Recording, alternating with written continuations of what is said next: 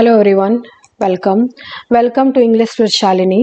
और आज के इस वीडियो में हम डिस्कस करने वाले हैं एज ऑफ चौसर और इसकी टाइमलाइन है फ्रॉम 1340 टू 1400। और age of Chaucer middle English period के अंतर्गत आता है। मिडिल इंग्लिश पीरियड में एज ऑफ चौसर है और इस दौरान इंग्लैंड में एक से बढ़कर एक घटनाक्रम हुए थे। 100 year war, black death, peasant rebellion, इस तरह से। और जो 100 ईयर वॉर था वो फ्रांस और इंग्लैंड के बीच चला था, जो कि 116 साल तक चला था। और इसका रिज़ल्ट ये हुआ था कि इंग्लैंड का खजाना खाली हो गया था और इंग्लैंड के जो गवर्नमेंट ने बहुत ज़्यादा टैक्स लगाया था आम आदमियों पर, पीजेंट पर। और पीजेंट स्ट्रगल कर रहे थे जिसकी वजह से पीजेंट रिवोल्ट हुआ था। और इस दौरान ब्लैक डेथ भी आया था, ब्यूबेनिक प्लेग, जो कि रैट्स से होता है, चूहों से होता है, ब्लैक रैट से। और ये 1348 में आया था, फिर ये 1 साल चला। उसके बाद बार बार ये लौट के आया ब्यूबेनिक प्लेग, और एक तरह से महामारी था जिसमें कि 1/3 पॉपुलेशन ऑफ इंग्लैंड डाई हो गई थी, मर गई थी।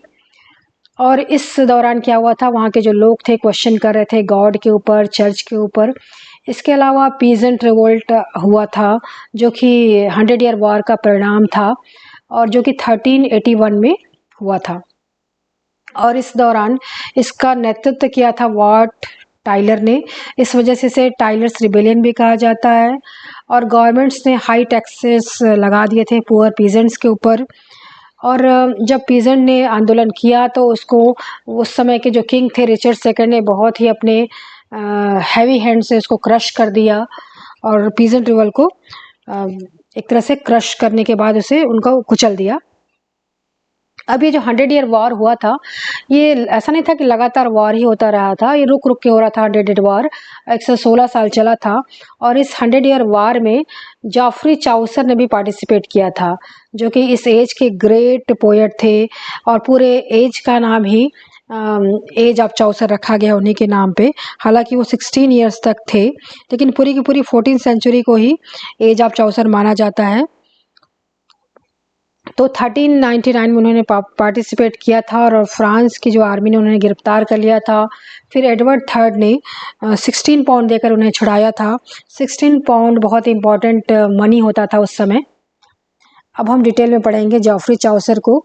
तो जॉफ्री चाउसर 1340 में उनका जन्म हुआ था और वो 3 किंग के अंडर में वो रहे। रिचर्ड पहले तो एडवर्ड थर्ड, रिचर्ड सेकंड और हेनरी फोर्थ।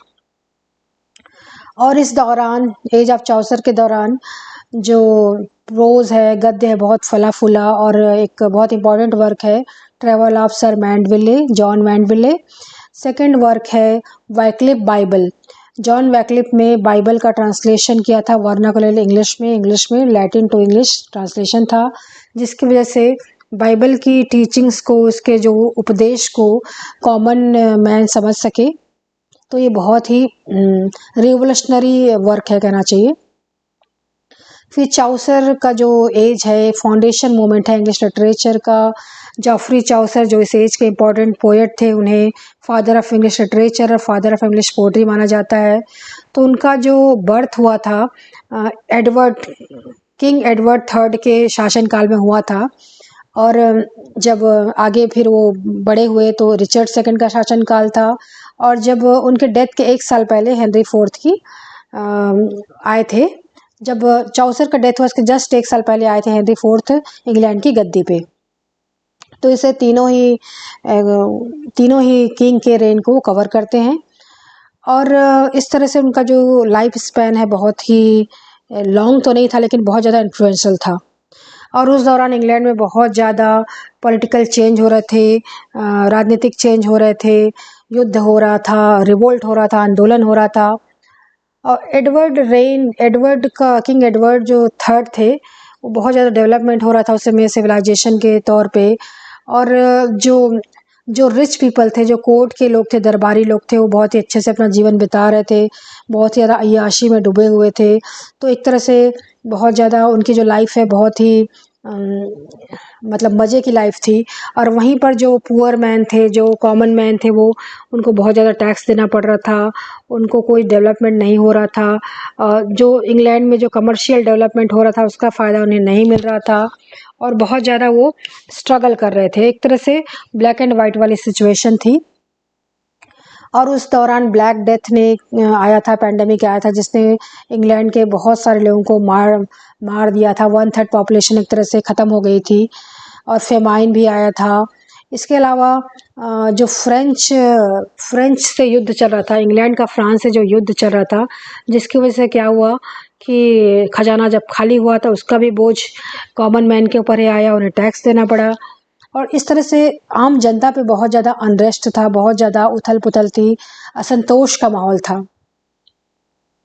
तो पॉलिटिकल ट्रबल्स हो रहे थे। अब रिचर्ड सेकंड का जब शासनकाल था तो ये पीजेंट रिवोल्ट हुआ था और रिचर्ड सेकंड ने इसे बहुत ही अपने क्रूरता से कुचल दिया था इसे।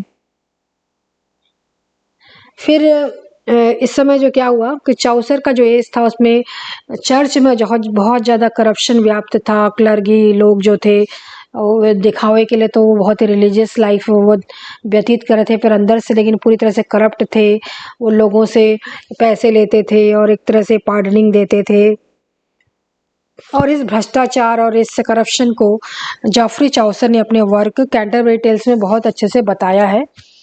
तो ये जो प्रिस्ट होते थे, जो पादरी होते थे, अपना खजाना को पूरा भरते थे, लोगों को से लूटते थे और अपनी जो लाइफ है बहुत ही लूज तरीके से व्यतीत करते थे, अय्याशी से व्यतीत करते थे। और जो ऑर्डिनरी जो क्लर्गी थे, जो उनसे कम इम्पोर्टेंट जो क्लर्गी थे, वो अपनी जो इग्नोरेंस से अपनी लाइफ जी रहे थे। लोगों को वो टीचिंग नहीं दे रहे थे बल्कि उनको लूट रहे थे, उनसे उनका शोषण कर रहे थे। जो फ्रायर भी था वो भी नोटोरियस था। और इस दौरान फिर जॉन वैक्लिफ उभरे, मॉर्निंग स्टार ऑफ रिफॉर्मेशन जिन्हें कहा जाता है, और उन्होंने चर्च की बुराइयों को लोगों को बताया। और इस दौरान उन्होंने बाइबल का ट्रांसलेशन किया इंग्लिश में। अब इस समय क्या हुआ कि इसी वजह से रिवाइवल ऑफ क्रिश्चियनिटी भी हुआ। उन्होंने बहुत सारे रिलीजियस पैम्फलेट्स भी लिखे। अब इसके बाद इस एज में जो सोशल अनरेस्ट था, जो सोशल उथल-पुथल था, जिसकी वजह से क्या था, इंग्लैंड में एक ब्लैक एंड वाइट वाली सिचुएशन थी और इसका जो इन्फ्लुएंस था वो लिटरेचर में भी था। इसके अलावा साथ-साथ क्या हुआ था, इटली में इस दौरान पुनर्जागरण आया था, रेनेसां आया था और जिसकी वजह से रेनेसां की वजह से जो ग्रेट लिटरेचर लिखे जा रहे थे, पुराने लिटरेचर का रिवाइवल हो रहा था। और जॉफ्री चाउसर जैसे बड़े-बड़े राइटर इटली का दौरा किए, उन्होंने रेनेसां के स्पिरिट को अपने अंदर लाए। और उन्होंने जब वो इंग्लैंड गए तो उन्होंने एक से बढ़कर एक वर्क लिखे। वो बोccaccio से मिले, पेट्रॉर्क से मिले, दांते से मिले इटली में।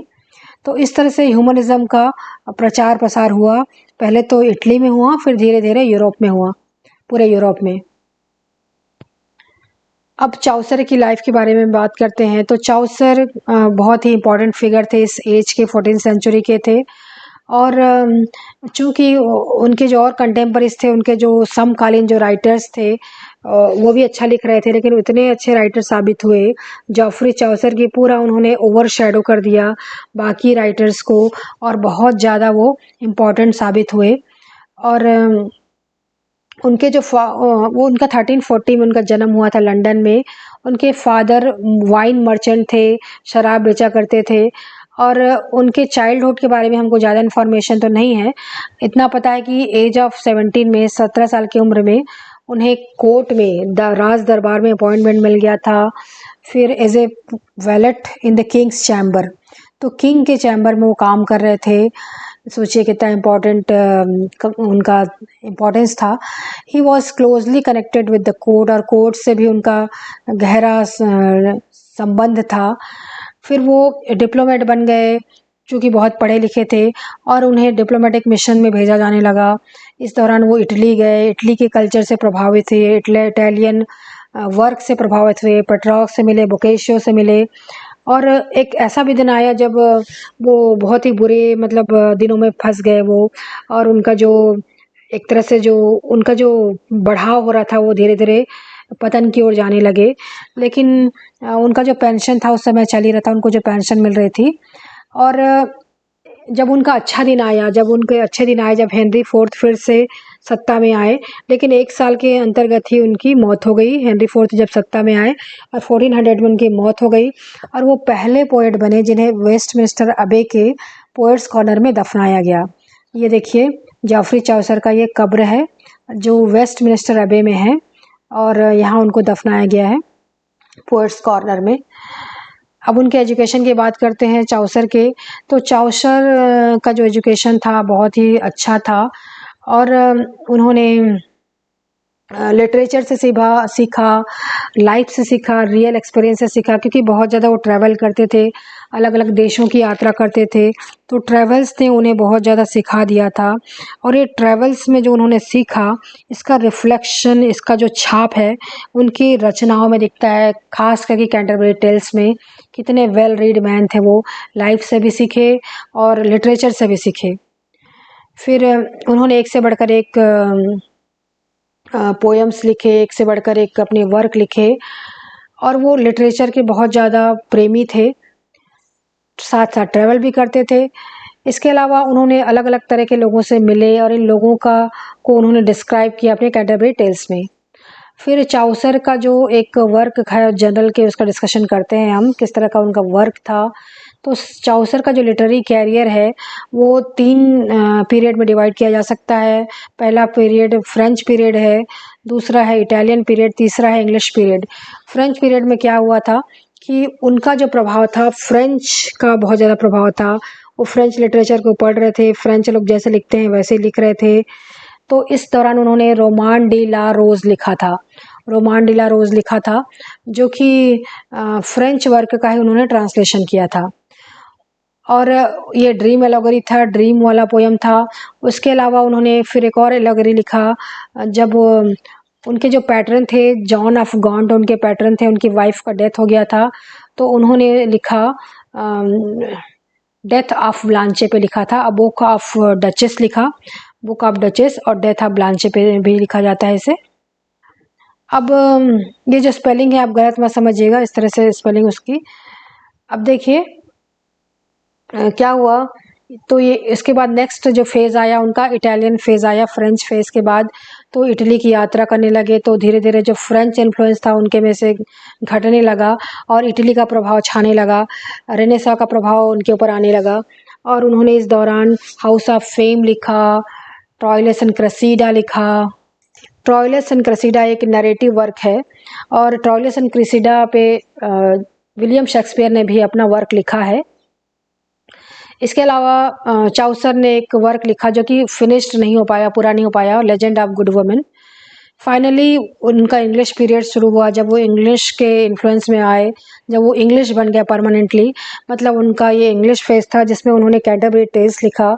ये इनका बहुत ही इंपॉर्टेंट वर्क है, इनका मैग्नम ओपस कहा जाता है। और कैंटरबरी टेल्स एक कलेक्शन ऑफ स्टोरीज़ है जिसमें 24 स्टोरीज़ है। और हालांकि वो 120 स्टोरी लिखना चाह रहे थे लेकिन वो कंप्लीट नहीं कर पाए, उसके पहले उनकी डेथ हो गई। अब इसमें पिलग्रिमेज की कहानी है, तीर्थयात्रियों की कहानी है कि कैसे वो तीर्थयात्री एक सेंट थॉमस बेकेट थे जो कैंटरबरी के थे, उनके में श्रद्धांजलि अर्पित करने जा रहे थे। तो कैसे एक सराय में वो इकट्ठा हुए थे, वहाँ सभी 29 पिलग्रिम्स थे और उसमें चाउसर भी शामिल थे।